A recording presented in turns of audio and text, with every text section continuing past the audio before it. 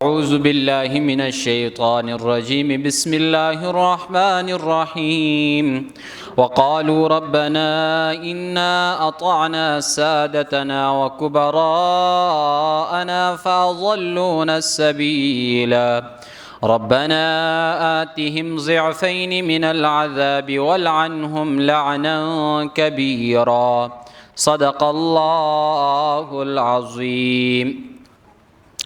پیچھے قیامت کا تذکرہ گزرا ہے، فرمایا کہ قیامت کے منکر وہ کیا کہتے ہیں کہ قیامت کب آئے گی؟ اے محمد رسول اللہ فرما دیجئے کہ قیامت کا علم مجھ محمد کو نہیں دیا گیا، قیامت کا علم اللہ نے اپنے پاس رکھا ہوا ہے، لیکن آپ انہیں ذرا قیامت کے حالات سنائیے کہ قیامت والے دن ہوگا کیا۔ فرمایا قیامت والے دن ان منکرین قیامت کے لیے اللہ نے عذاب تیار کر رکھا ہے آگ کی صورت کے اندر، اور آگ کیسی ہوگی؟ دہکتی ہوئی آگ ہوگی، اور اس آگ کے اندر ہمیشہ ہمیشہ یہ لوگ رہیں گے، کوئی ان کی مدد کرنے والا ادھر نہیں ہوگا، کوئی انہیں عذاب سے بچانے والا نہیں ہوگا، اور ان کو آگ میں پھینکنے کی کیا صورت ہوگی؟ تقلب وجوہہم فی النار، ان کے چہروں کو، ان کے منہوں کو آگ کے اندر الٹا پلٹا جائے گا، یعنی ان کو بازیاں لگوائی جائیں گی آگ کے اندر منہ کے بل۔ یہ ان کا مقصد ہے، یہ انہیں بیان کریں۔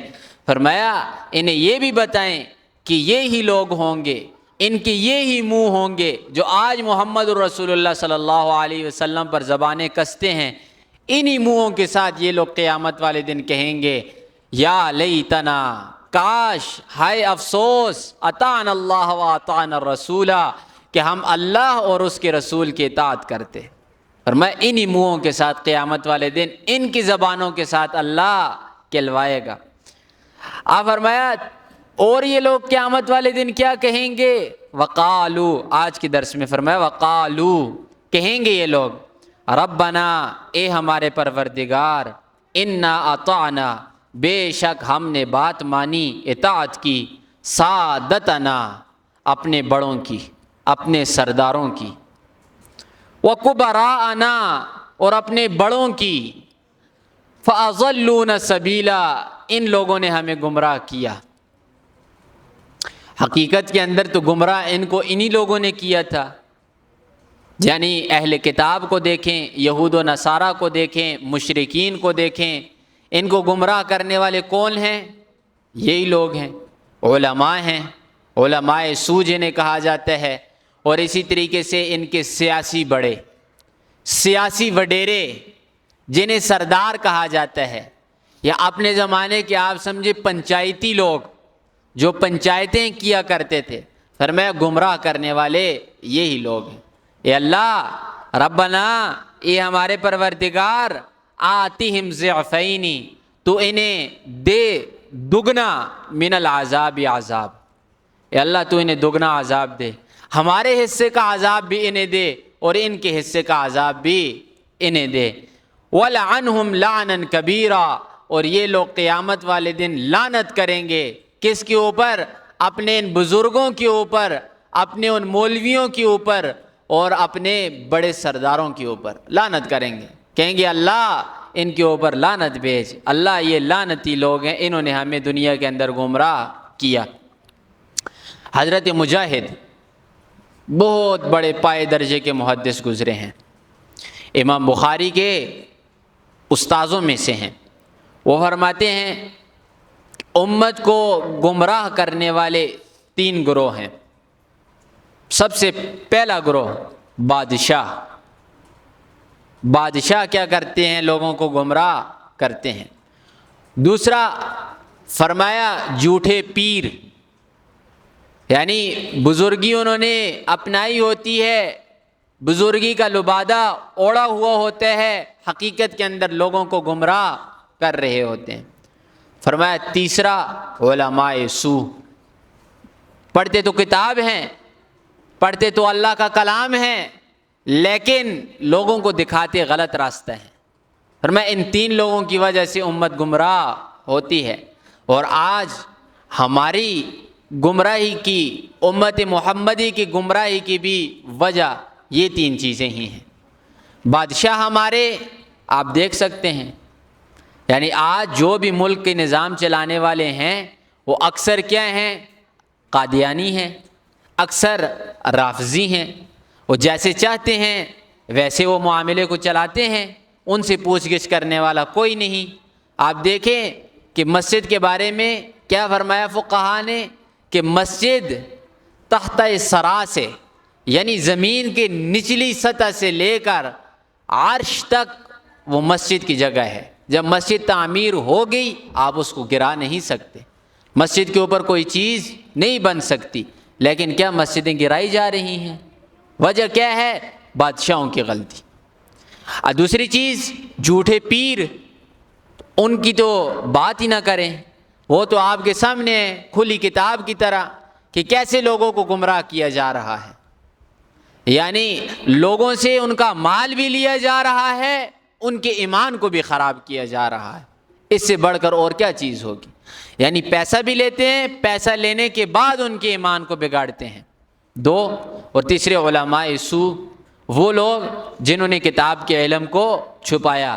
اچھا، یہ وہ زمانہ ہے، یاد رکھ لیں، جس کے بارے میں محمد رسول اللہ صلی اللہ علیہ وسلم نے فرمایا لا یبقى القرآن الا رسمہ، کہ قرآن باقی نہیں رہے گا اس زمانے میں مگر قرآن کے صرف اور صرف حروف باقی رہیں گے۔ آج وہ زمانہ ہے، قرآن ہماری عملی زندگیوں کے اندر بالکل نہیں، نہ ہماری شادی میں قرآن ہے نہ ہماری فوتگی میں قرآن ہے۔ سب سے بڑی دو چیزیں یہی ہوتی ہیں، شادی اور فوتگی، دونوں میں قرآن نہیں ہے، یاد رکھ لیں۔ یہ جتنے طریقے، یہ ناراض ہونے کی بات نہیں، صاف ستھری بات ہے اور یہ حقیقی بات ہے۔ شادیاں بھی ہماری ہندوؤں کے طور طریقے پر ہیں اور فوتگیاں بھی ہماری ہندوؤں کے طور طریقے کے اوپر ہیں۔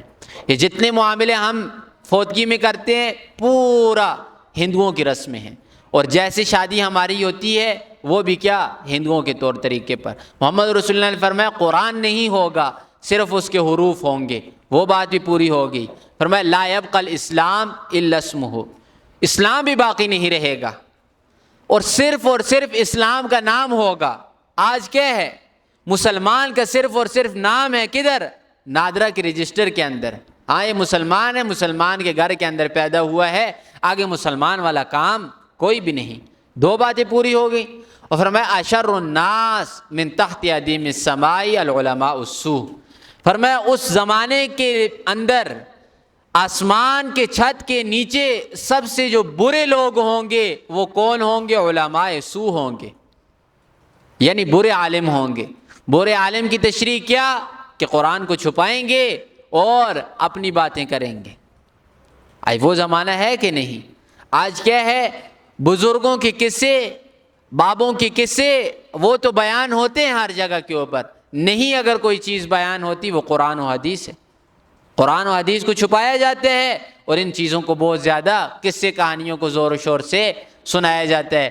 تو اللہ فرماتے ہیں کہ قیامت والے دن یہی لوگ اٹھیں گے، یہی لوگ اٹھ کر ان لوگوں کے اوپر لعنت کریں گے۔ لیکن ایک مسئلے کی بات ذہن میں رکھنا بہت ہی ضروری ہے، بہت ہی ضروری ہے۔ کل اگر اللہ کی عدالت کے اندر کوئی انسان کھڑا ہو اور کھڑے ہو کر وہ یہ بات کہے کہ اللہ مجھے فلاں نے گمراہ کیا تھا دنیا کے اندر، جیسے آج بعض لوگ جاہل قسم کے وہ یہ کہتے ہیں جی عالم ہی ٹھیک نہیں تو ہم کیا دین کے اوپر چلیں، اللہ اس عذر کو قبول نہیں کریں گے، اس عذر کو بالکل بھی قبول نہیں کیا جائے گا۔ آپ کے اوپر فرض ہے، آپ کے لیے ضروری ہے، اگر آپ کو دین کی سمجھ نہیں آ رہی تو آپ کے اوپر فرض ہے، آپ کے اوپر ضروری ہے کہ آپ قرآن کو خود ترجمے سے پڑھو، کسی سے پڑھو۔ اور اس زمانے کے اندر قرآن کو ترجمے سے پڑھنا نہایت ہی آسان ہے۔ اگر کسی استاذ کے پاس جانا آپ پسند نہیں کرتے تو ایسی ایسی مستند تفسیریں لکھی گئی ہیں، اٹھا کر ان کا مطالعہ کریں۔ آپ کے لیے یہ جواز کبھی بھی قیامت والے دن اللہ کی عدالت میں نہیں ہوگا کہ اللہ فلاں نے مجھے گمراہ کیا۔ آپ سے پہلے بھی عرض کیا تھا کہ ابلیس دعویٰ کرے گا، ابلیس کہے گا کہ میں نے آپ لوگوں کو گمراہ نہیں کیا، میں نے صرف اور صرف آپ کو راستہ دکھلایا تھا۔ کسی ایک کو شیطان پکڑ کر کوئی کام کرواتا ہے؟ کبھی آپ نے دیکھا ہے کہ کسی کو شیطان نے پکڑا ہو، پکڑ کر کوئی کام کروایا ہو؟ وہ تو صرف راستہ دکھلاتا ہے۔ اور قیامت والے دن آگ کے ممبر کے اوپر وہ بیٹھ کر یہ بات کہے گا، فَلَا تَلُومُونِي وَلُومُوا أَنفُسَكُمْ، لوگوں مجھے ملامت مت کرو، اپنے نفسوں کو ملامت کرو جنہوں نے دنیا کے اندر میری بات مانی۔ اللہ نے قرآن کے اندر کتنی مرتبہ فرمایا کہ لوگوں شیطان تمہارا دشمن ہے، اِنَّهُ عَدُوٌّ مُضِلٌّ مُبِینٌ، وہ تمہارا واضح اور کھلا دشمن ہے۔ اور اس نے تو قسم کھائی ہے جس کا تذکرہ قرآن میں ہے، فَبِعِزَّتِكَ لَأُغْوِيَنَّهُمْ أَجْمَعِينَ، اے اللہ تو تیری عزت کی قسم کہ میں تیرے ہر بندے کے اوپر وار کروں گا، ہاں إِلَّا عِبَادَكَ مِنْهُمُ الْمُخْلَصِينَ، تیرے کچھ لوگ ہوں گے نیک بندے، تیرے مخلص بندے ہوں گے کہ وہ مجھ سے بچ جائیں گے، اس کے علاوہ سب کو میں جہنم میں لے کر جاؤں۔ اس سے واضح اور کیا چیز آپ کو چاہیے؟ تو یہ عذر کل قیامت والے دن قبول نہیں کیا جائے گا کہ مجھے فلاں نے گمراہ کیا، مجھے فلاں پیر نے گمراہ کیا، فلاں بادشاہ نے گمراہ کیا، یا فلاں عالم نے گمراہ کیا۔ آپ اللہ کے سامنے یہ دلیل اور بہانہ کبھی بھی بنا نہیں سکتے۔ کیوں؟ اللہ نے ساری چیزیں قرآن کے اندر بیان کر دی ہیں۔ تو آگے فرمایا ربنا آتیہم ضعفین من العذاب، اے اللہ تو انہیں دگنا عذاب دے۔ ان کی یہ بات نہیں مانی جائے گی، اللہ ان کی وجہ سے کسی کو دگنا عذاب نہیں دیں گے۔ وجہ کیا ہے؟ وجہ اس کی یہ ہے وَلَا تَزِرُ وَازِرَةٌ وِزْرَ أُخْرَىٰ، کوئی کسی کا بوجھ نہیں اٹھائے گا، ہر ایک نے اپنا بوجھ اٹھانا ہے۔ یاد رکھ لیں، بعض لوگ کہتے ہیں او فلاں مفتی صاحب اور فلاں مولوی صاحب نے یہ بات کہہ دی، اب وہ جانے اور اللہ جانے۔ کیوں جانے؟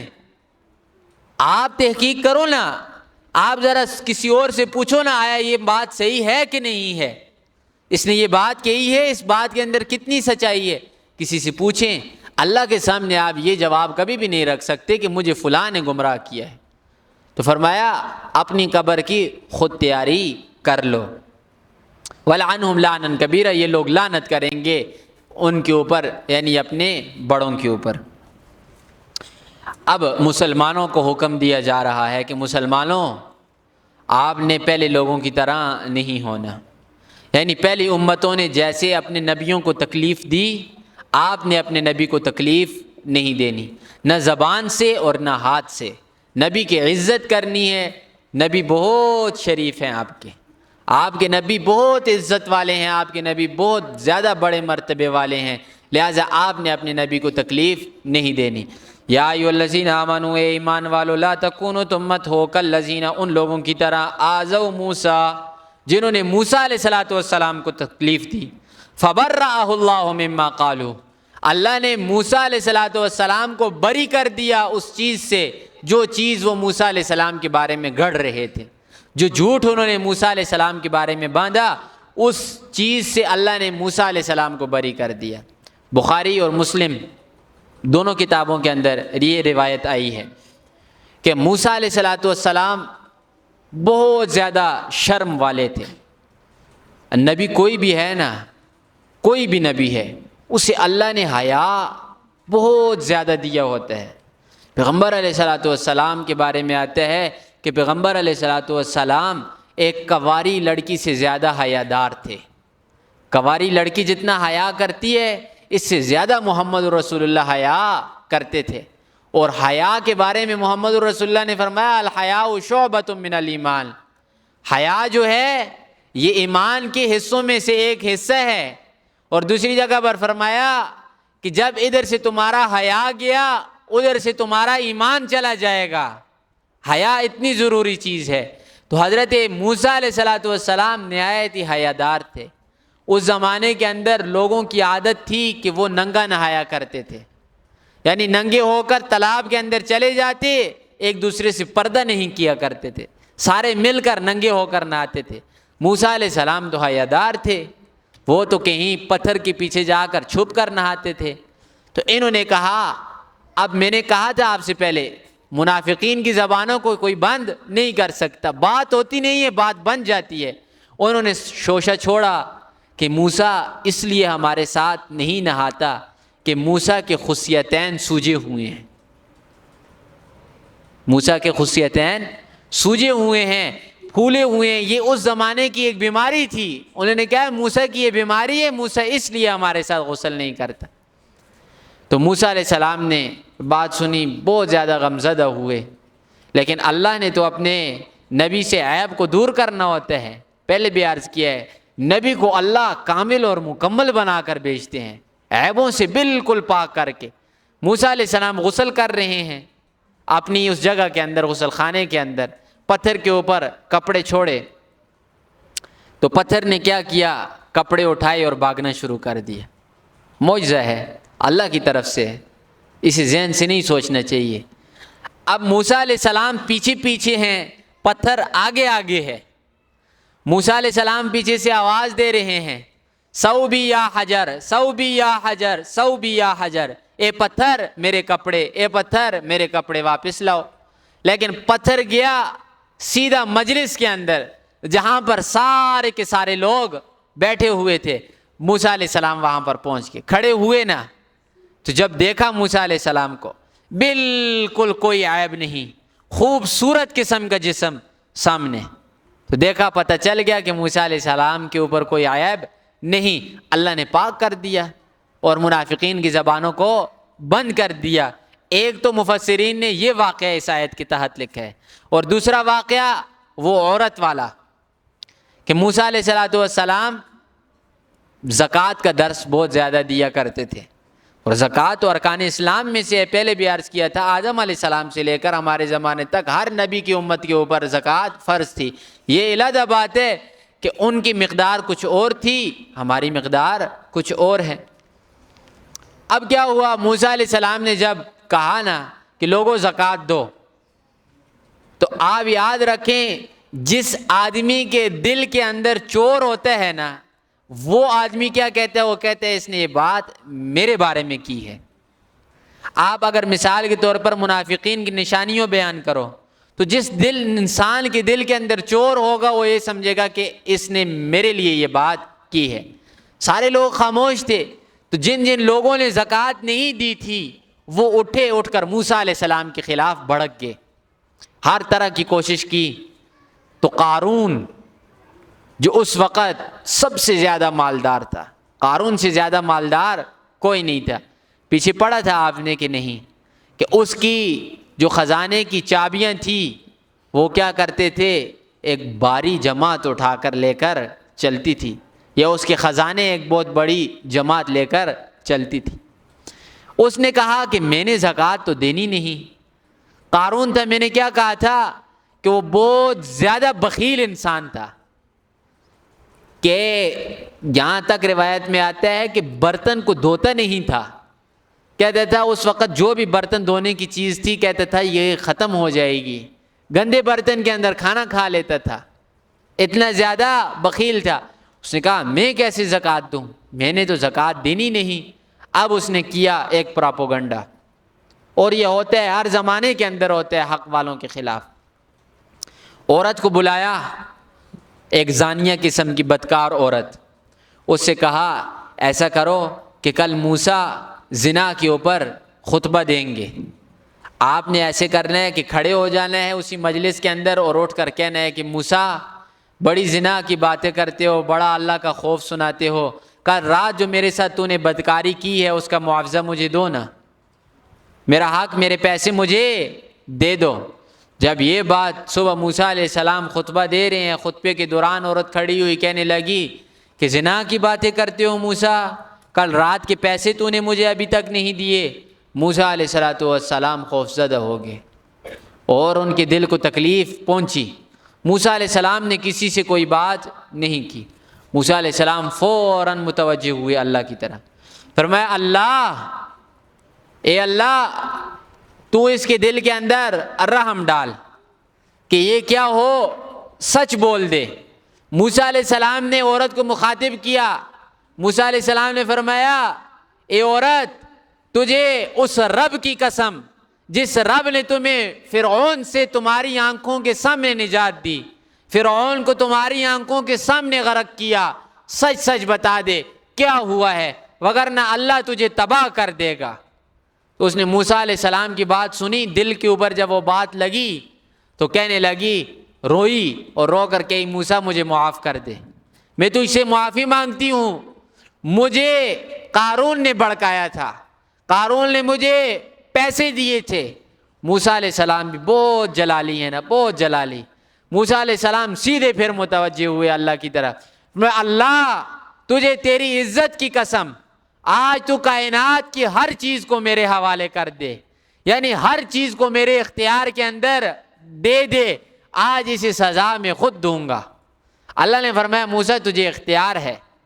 موسیٰ علیہ السلام نے زمین کو حکم دیا کہ اے زمین اسے نگل لے، اور یہ اندر جاتا رہا، معافیاں مانگتا رہا، موسیٰ چھوڑ دے، موسیٰ معافی مانگتا ہوں، موسیٰ زکوٰۃ بھی دوں گا۔